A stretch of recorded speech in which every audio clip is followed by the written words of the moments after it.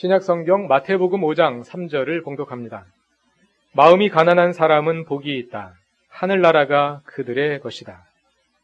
원문의 구조를 살려서 한 번 더 읽겠습니다. 마음이 가난한 사람은 복이 있다. 왜냐하면 하늘나라가 그들의 것이기 때문이다. 아멘. 이것은 하나님의 말씀입니다. 지난 2주일에 걸쳐서 우리는 산상수훈의 팔복 선언이 취하고 있는 생략 3단 논법의 논리구조를 분석해서 거기에 숨겨져 있는 대전제들을 함께 찾아보았습니다. 그렇게 8개의 대전제들을 찾아낸 결과 우리는 그 모든 대전제들이 궁극적으로 하나의 더 근본적인 전제로 수렴되는 것을 확인했습니다. 그것은 하나님의 하나님 되심입니다. 하나님의 하나님 되심, 그의 백성들을 향한 그리고 그의 자녀들을 향한 하나님의 신실하심, 그것이 우리의 복됨의 진정한 근거입니다. 그와 함께 우리는 그 대전제들의 시제가 미래형이라는 것도 확인했습니다. 전제라는 말은 결론보다 먼저 나온다는 뜻이고요. 따라서 현재 우리가 복이 있다는 결론을 내리려면 현재보다 앞선 일, 즉 과거의 일이 전제가 되는 것이 상식입니다. 그러나 산상수훈은 미래에 일어날 일을 오늘 우리가 복이 있다는 결론의 전제로 삼습니다. 미래를 전제로 삼아 오늘을 산다. 그것이 기독교 신앙의 본질적인 특성, 미래적인 특성입니다. 그런데 지난주 설교 중에서 한 가지 정정할 것이 있습니다. 전제가 영어로는 프레미스인데요. 제가 그것을 프리포지션이라고 잘못 말했습니다. 프리포지션은 전제가 아니라 전치사죠. 사실은 이런 실수가 처음이 아닙니다. 제가 워낙 사람이 엉성하다 보니까 설교하고 나서 들어보면 이런 자잘한 실수들이 종종 있는데요. 너무 많아서 다 고치기가 힘들 정도입니다. 그러니까 여러분 부디 제 설교를 다 믿지 마시고 설교를 들으면서 진짜 그런지 확인하는 습관을 키우시기 바랍니다. 대전제의 시제에서 볼 수 있는 것처럼 산상수훈의 대전제에는 종말에 대한 신앙, 즉 하나님께서 이 역사에 개입하셔서 그릇된 현실을 바로 잡을 것이라는 믿음이 담겨 있습니다. 그러한 믿음이 대전제로 숨어 있으면서 팔복선언의 토대가 되는 것입니다. 그럼 그렇게 숨겨져 있는 것 말고 팔복선언의 표면에 드러나 있는 청중의 현실은 어떨까요? 그것은 가난과 슬픔과 불의와 지배와 박해가 상존하는 현실입니다. 냉혹한 현실입니다.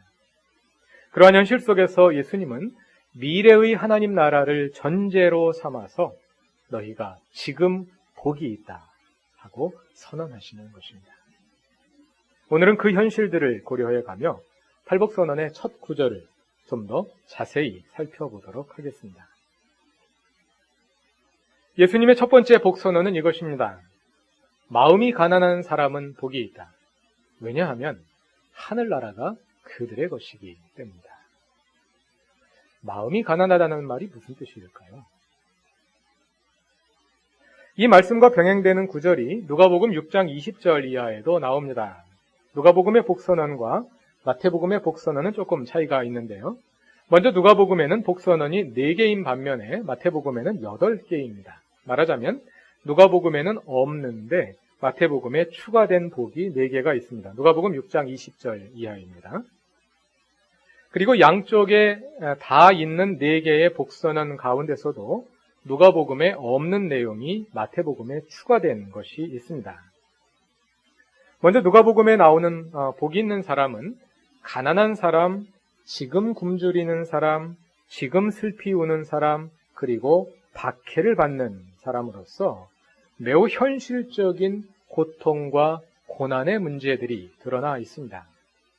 마태복음은 여기에 온유한 사람, 자비한 사람, 마음이 깨끗한 사람, 평화를 이루는 사람을 더했고요. 누가복음이 가난한 사람이라 한 것을 마태복음은 마음이 가난한 사람이라 했고, 누가복음이 지금 굶주리는 사람이라 한 것을 마태복음은 의에 줄이고 목마른 사람이라 했습니다.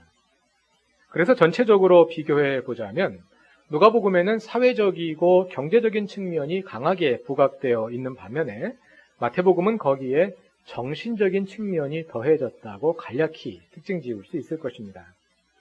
그래서 성서학자들 가운데서는 마태가 예수님의 말씀에 담겨 있는 사회적이고 경제적인 가르침을 제거하거나 약화시키고 그것을 정신적인 것으로 만들려 했다고 해석하는 사람들이 있습니다. 또 전통적으로 많은 설교자들이 사실상 이에 동조하여 마음이 가난하다는 말을 경제적 가난과는 관계없는 어떤 심리적인 상태를 가리키는 것으로 해석하는 경우가 많았습니다. 그러나 이 말씀에 담긴 경제적 함의를 그렇게 쉽게 제거해 버릴 수는 없습니다. 간단하게 말하자면 마태복음은 예수님의 가르침에 본래부터 담겨 있던 마음의 차원을 드러내어 강조한 것이지 누가복음의 현실적 함의를 빼버리고 그것을 심리적 의미로 대체해버리고자 한 것이 아닙니다. 마태복음을 자세히 읽어보면 그것을 우리가 쉽게 알 수 있습니다. 누가복음뿐 아니라 마태복음도 가난한 사람들에 대한 예수님의 관심을 분명히 보여줍니다. 마태복음 11장 2절 이하를 한번 찾아봅시다. 마태복음 11장 2절 이하를 보시면은요, 옥에 갇혀있던 세례 요한이 자기 제자들을 예수께 보내어 당신이 메시아 맞느냐고 확인합니다. 그러자 4절 이하에서 예수님은 이렇게 대답하십니다. 다 같이 마태복음 11장 4절과 5절을 읽어보겠습니다. 예수께서 그들에게 대답하셨다. 가서 너희가 듣고 본 것을 요한에게 알려라. 눈먼 사람이 보고 다리 저는 사람이 걸으며 나병 환자가 깨끗하게 되며 듣지 못하는 사람이 들으며 죽은 사람이 살아나며 가난한 사람이 복음을 듣는다. 예수님의 대답은 구약성경 이사야서 61장 1절을 인용한 것입니다. 이사야서 61장은 메시아에 대한 예고입니다. 메시아가 오셔서 무슨 일을 할 것인지를 서술하는 가운데 메시아가 가난한 사람들에게 기쁜 소식을 전할 것이라고 말합니다. 그리고 예수님은 그 일이 바로 예수님 자신을 통해 일어나고 있음을 보여주시는 것입니다. 마태복음이 보여주는 메시아 예수는 가난한 사람들에게 기쁜 소식을 전하시는 분입니다. 누가복음과 다르지 않습니다. 그뿐 아닙니다. 마태복음 25장 31절 이하를 보면은요, 다른 복음서에는 나오지 않고 마태복음에만 나오는 비유가 하나 있는데요. 양과 염소의 비유입니다. 예수님은 마지막 날 심판자로 오실 때 모든 민족을 불러 모아서 목자가 양과 염소를 가르듯 그 사람들을 두 그룹으로 나누신다는 것입니다. 오른쪽에 양으로 분류된 사람들은 예수께서 줄이실 때에 먹을 것을 주었고 목마를 때에 마실 것을 주었고 나그네로 있을 때 영접하였고 헐벗을 때에 입을 것을 주었고 병들어 있을 때에 돌보아 주었고 옥에 갇혔을 때에 찾아준 사람들입니다. 반면에 왼쪽에 염소로 분류된 사람들은 그리하지 않고 예수를 박대한 사람들입니다. 그러자 양편에 있는 사람들이 모두 의아하다는 반응을 보입니다. 오른편에 있는 의인들이 말합니다. 저희가 언제 예수님을 영접했습니까? 이렇게 실제로 뵙기로는 오늘이 처음인데요. 왼쪽에 있던 사람들도 의아해하며 묻습니다. 저희가 언제 주님을 박대했습니까? 지금까지 주님을 뵌 적이 한 번도 없는데요. 그러자 예수님은 대답하십니다. 너희가 여기 내 형제 자매 가운데 지극히 보잘것없는 사람 하나에게 한 것이 곧 내게 한 것이다. 그리고 여기 있는 사람들 가운데서 지극히 보잘것없는 사람 하나에게 하지 않은 것이 곧 내게 하지 않은 것이다. 예수님은 스스로를 보잘것없는 사람, 가난한 사람과 동일시하십니다. 그것이 마태복음이 보여주는 예수님의 모습입니다. 마태복음은 결코 예수님 말씀에 담긴 사회 경제적 차원을 제거하지도 않고 그것을 정신적 가르침으로 대체하지도 않습니다.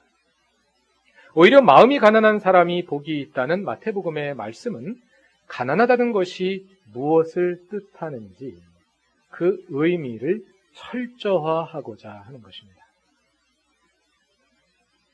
여기서 우리가 한 가지 주의해야 할 것은 누가복음이나 마태복음이 공히 가난 그 자체가 복이라고 말하지는 않는다는 것입니다. 성경 어느 곳에서도 가난 그 자체를 미화하지는 않습니다. 하나님은 우리를 가난하게 살게 하려고 창조하신 것이 아닙니다. 만일 그랬다면 아담과 하와가 에덴 동산에서 밥을 굶었거나 추위에 떨었겠지요. 하나님이 처음 인간을 만드신 에덴 동산은 결핍이나 배고픔이나 고통이 없는 곳이었습니다. 가난은 하나님의 창조의 본래의 모습으로부터 벗어난 것입니다. 그런데 예수님은 가난한 사람이 복이 있다고 말씀하십니다. 그것은 가난 그 자체가 복이라는 뜻이 아닙니다. 예수님은 가난하기 때문에 그들이 복이 있다고 말씀하시는 것이 아니지요. 가난한 사람들이 복이 있는 이유는 무엇입니까? 가난한 사람들은 복이 있다. 왜냐하면 하늘나라가 그들의 것이기 때문입니다. 가난한 사람이 복이 있는 이유는 그가 하나님의 나라를 소유했기 때문입니다. 그런데 가난한 사람이 어떻게 하나님 나라의 소유자가 될까요? 가난하다는 것은 소유가 없다는 뜻이지요. 그럼 본문의 가난한 사람을 소유가 없는 사람으로 바꾸어 읽어볼 수 있을 것입니다. 그럼 본문은 이렇게 되겠죠. 소유가 없는 사람은 복이 있다. 왜냐하면 소유가 없는 사람은 하나님 나라를 소유했기 때문이다. 아무 소유도 없고 오직 하나님 나라만을 소유한 사람, 그것이 본문이 말하는 가난한 사람, 마음이 가난한 사람입니다. 소유가 있는 사람은 자기가 소유한 것에 의존하게 되어 있습니다. 그러나 아무 소유도 없는 사람은 의존할 것이 없기 때문에 오직 하나님께 의존하지 않으면 살 수 없습니다. 그것이 본문이 말하는 마음이 가난한 사람입니다. 그러한 의존, 즉 아무것도 소유하지 않고 오직 하나님 나라만을 소유한 상태, 이것은 경제적인 문제일 뿐 아니라 마음의 문제이기도 합니다. 그래서 마태복음은 이러한 사람을 가리켜 마음이 가난한 사람이라고 하는 것입니다. 따라서 경제적으로 가난한 모든 사람이 다 마음이 가난한 사람은 아닙니다. 또 경제적으로 부유하거나 여유가 있는 사람은 마음이 가난한 사람이 될 수 없는 것도 아닙니다. 그러나 다시 말씀드리지만 이것은 마음의 가난이라는 것이 경제적 가난과는 무관한 문제라는 뜻은 아닙니다.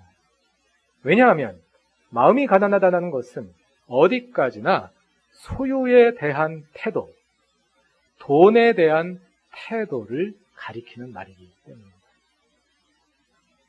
우리가 경제적으로 가난하다고 하여도 만일 그 빈자리를 가난에 대한 원망이나 돈에 대한 탐욕이 가득 채우고 있다면 우리는 마음이 가난한 사람이 아닙니다. 반대로 우리가 많은 소유를 가지고 있더라도 만일 우리 마음속에 그 소유가 전혀 자리를 차지하지 않고 오직 하나님의 나라가 그 자리를 차지하고 있다면 우리는 마음이 가난한 사람이라 할 수 있을 것입니다. 여러분, 경제적으로 가난한 것이 더 쉬운 문제일 것 같습니까? 마음이 가난한 것이 더 쉬운 문제일 것 같습니까? 마음이 가난한 사람이 되는 것은 경제적으로 가난한 사람이 되는 것보다 훨씬 더 어려운 문제입니다. 그럼 그 사람이 정말로 마음이 가난한 사람인지 어떻게 알 수 있겠습니까? 아니, 내 자신이 마음이 가난한 사람인지 아닌지 어떻게 알 수 있을까요? 예수님이 부자 청년에게 하셨던 그 명령 앞에 우리를 세워보면 알 수 있습니다. 지금 예수님이 내 앞에 나타나셔서 말씀하십니다. 내가 가진 것을 다 팔아서 가난한 사람들에게 나눠주고 너는 나를 따르라. 그리하면 하늘에서 네게 보화가 있으리라.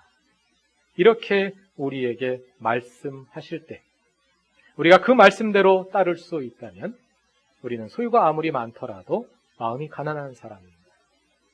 그러나 그리할 수 없다면 혹시 내 통장의 잔고가 지금 바닥에 나 있을지라도 나는 마음이 가난한 사람이 아닙니다. 마음이 가난한 사람의 특징은 또 한 가지 특징은 그 마음이 늘 나보다 더 부자인 사람보다는 나보다 더 가난한 사람들에게 가 있다는 것입니다.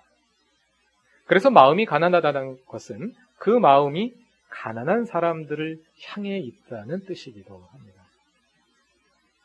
나의 마음이 늘 나보다 더 부자인 사람에게 가 있다는 것은 내 마음에 아직 소유가 부족하여 빈자리가 있다는 뜻이고, 그 빈자리를 더 많은 소유로 채우고자 욕망하고 있음을 보여준다.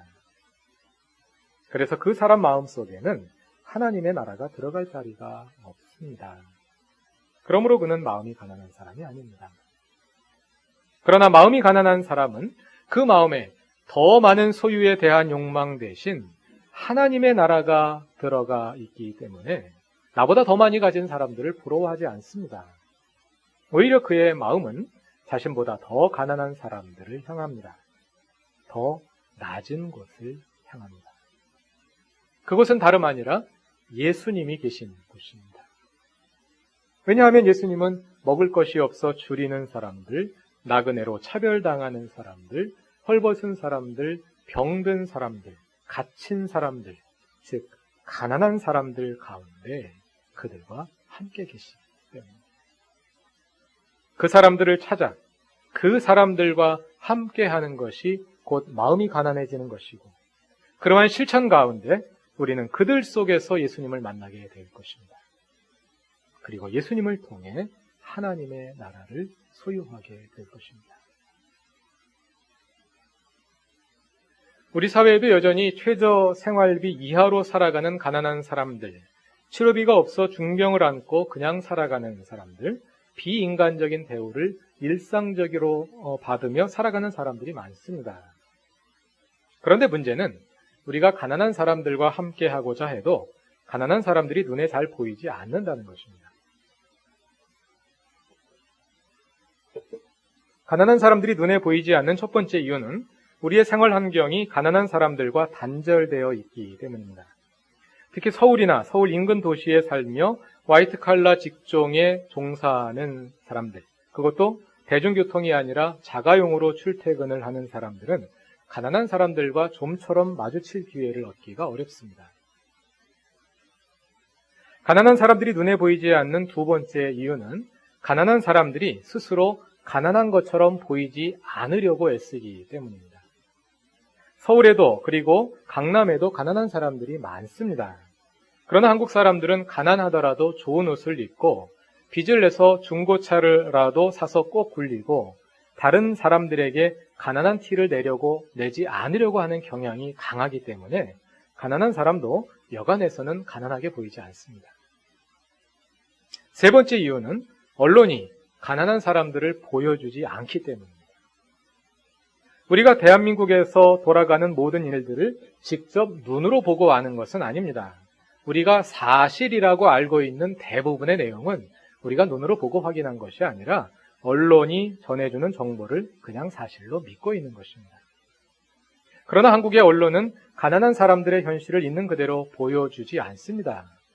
그러기보다는 일부의 극단적인 사례를 취해서 그것을 선정적으로 보도하기를 좋아합니다. 그래서 언론을 통해서는 가난한 사람들의 현실을 있는 그대로 알기가 어렵습니다. 가난한 사람들이 언론에 보도되지 않는 또 다른 이유는 가난한 사람들이 스스로 목소리를 내지 않기 때문입니다. 돈 있는 사람, 힘 있는 사람은 하고 싶은 말을 하면서 살지만 가난한 사람들은 다른 사람 눈치를 보며 자기 목소리를 죽이고 삽니다. 그래서 좀처럼 가난한 사람들의 목소리를 듣기는 어렵습니다.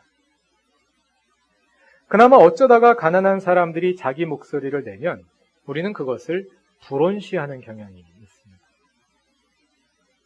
가난한 사람들이 가만히 있으면 투명인간이 되어 존재 자체가 잊혀져 버리고 목소리를 내면 위험시되어 오히려 불이익을 당하는 것이 오늘날 우리가 살고 있는 현실입니다. 말하자면 오늘날 한국 사회는 사회 문제를 지나치게 정치화하는 경향이 있습니다. 교회는 그리고 그리스도인들은 다른 시각을 가져야 합니다. 언론이 보여주지 않는 가난한 사람들을 찾아내어 그들과 함께하며 정치적 프레임에 갇히지 않고 그 가운데서 진실을 찾아내어 가난한 사람들과 함께하는 것이 교회의 역할입니다. 왜냐하면 예수님은 가난한 사람들 가운데 바로 그들과 함께 계시기 때문입니다. 우리 교회는 매주일 예배 축도 전 마지막 순서로 파송의 기도를 함께 드리고 있습니다. 첫 주일은 보냄받은 이들을 위한 기도, 둘째 주일은 한국 교회를 위한 기도, 셋째 주일은 한국 사회를 위한 기도, 그리고 넷째 주일은 해외 선교지를 위한 기도를 함께 드립니다. 매주일 전도사님들이 저와 함께 파송의 기도를 준비합니다. 지난해에는 주로 언론에 보도된 기사들을 참고 자료로 삼았습니다. 그러면서 언론 보도의 한계를 분명히 보게 되었습니다. 언론은 사실을 있는 그대로 보도하는 것이 아니라 자기들이 보도하고 싶은 것만 뽑아서 자기들이 원하는 방식으로 보도하기 때문에 그 틀이 정해져 있고 결국 늘 같은 내용입니다. 등장인물만 바뀌지 사건은 똑같습니다.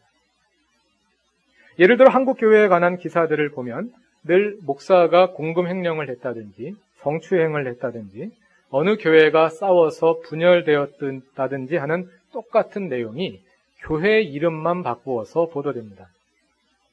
기자들은 기사 쓰기가 참 쉬울 것 같아요. 그러다 보니 파송의 기도를 준비하는데도 한계가 많습니다. 매달 문제점을 지적하는 기도만 드릴 수는 없기 때문입니다. 한국 사회를 위한 기도의 주안점은 우리 사회의 낮은 곳에 있어 잘 보이지 않는 사람들을 보이도록 드러내는 것입니다. 그래서 우리가 그들과 함께하기 위한 준비를 하는 것입니다. 그런데 한국 언론에 보도되는 가난한 사람들에 대한 기사는 대부분 정치적으로 채색이 되어 있기 때문에 파송의 기도에 포함시키기가 참 어렵습니다. 왜냐하면 그분들의 이야기를 기도에 포함시키면 정치적으로 다른 입장을 가지신 분들이 불편하게 여기실 것이기 때문입니다. 그래서 올해에는 언론 보도에 국한하지 않고 그 밖에 있는 내용들을 적극적으로 찾기로 했습니다. 좀 더 적극적으로 국내와 해외의 가난한 사람들을 찾아내고 가능한 한 언론 보도의 정치색을 걷어내고 사회적인 사실을 있는 그대로 드러내 보도록 애쓰려고 합니다. 교육자들만으로는 힘이 붙이는 일입니다. 그래서 이 일에 교우들이 함께 참여해 주시기를 바랍니다. 우리가 관심을 가져야 할 가난한 사람들, 소외된 사람들, 차별받는 사람들이 누구인지 함께 찾아주시고 파송의 기도를 통해서 우리가 그분들을 함께 기억하고 그곳에 우리의 마음을 둘 수 있기를 바랍니다. 마음이 가는 곳에 우리의 몸도 따라가게 됩니다. 마음의 무게는 그만큼 영향력이 있습니다. 교우 여러분, 우리는 정말 마음이 가난한 사람들입니까? 마음이 가난한 사람은 인간이 본래적으로 가난한 존재임을 인식한 사람들입니다.